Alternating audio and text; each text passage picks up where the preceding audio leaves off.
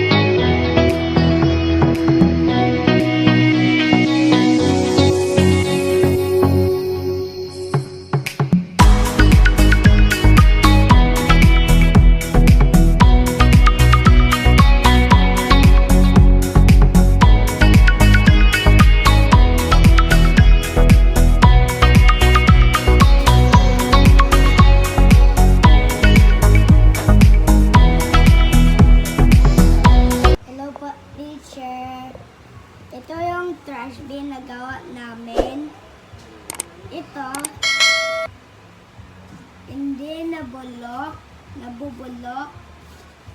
Ito, nabubulok. Tapos, ito yung plastic candy. Dito, so may green na door. Ito, palagay ng papel sa dahon. So, ang ilalagay dito sa nabubulok ay yung mga basura, kagaya ng papel at mga dahon. Basta kung anong mga bagay na pwedeng ilagay dito yung mga nabubulok. Dito naman sa di nabubulok, dito natin ilalagay yung mga cellophane, mga plastic, yung mga candy wrapper. So, dito natin ilalagay sa di nabubulok. Ayan. For today, teacher, thank you so much for watching. Bye-bye!